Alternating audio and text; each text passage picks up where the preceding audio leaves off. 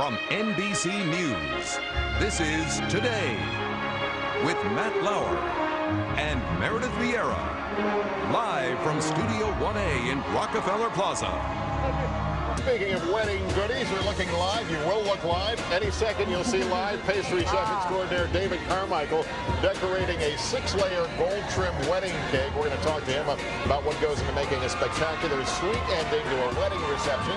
That's coming up in the next half hour. Beautiful. Still to come this morning on Today. No matter who wears the pants in your family, your marriage probably started off with a beautiful wedding cake like one of these. We're going to get the story of how this one was made just ahead. Up next, the man behind this magnificent cake. Right after this.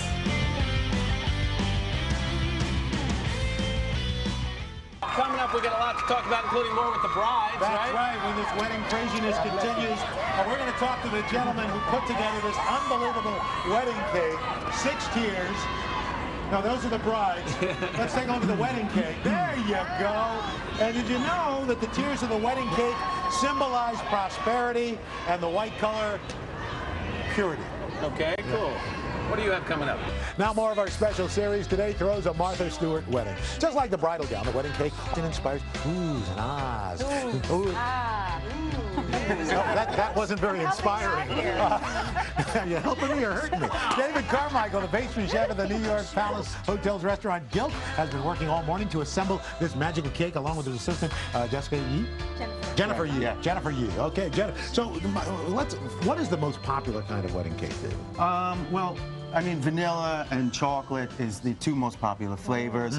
I worked both flavors into this. And I mean, on this cake, everything is completely edible, and it creates a nice conversation piece.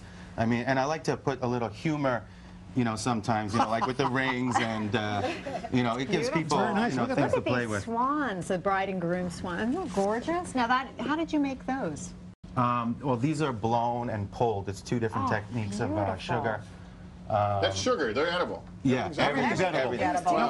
Why the tiers? Why do we traditionally have tiers?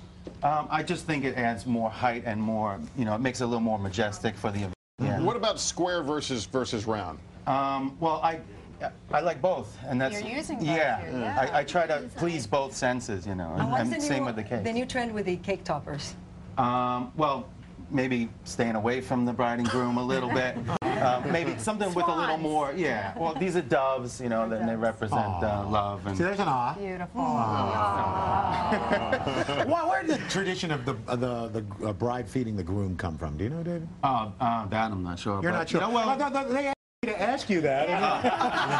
So that worked out well. Okay. Well, trends in general. I mean, are you seeing people sticking to the white and the cream-colored toppings, or is it just a variety? And we got a slice of this cake. Yeah, this is milk chocolate mousse with a hazelnut crunch, and that one is. Push out a break so we can eat. That's vanilla. David Carmichael, thanks a lot. I think we are in about 6 seconds. We got one more Grammy winner song from Mark Anthony, but first, a check of your local news. Oh, it's really good. Is it?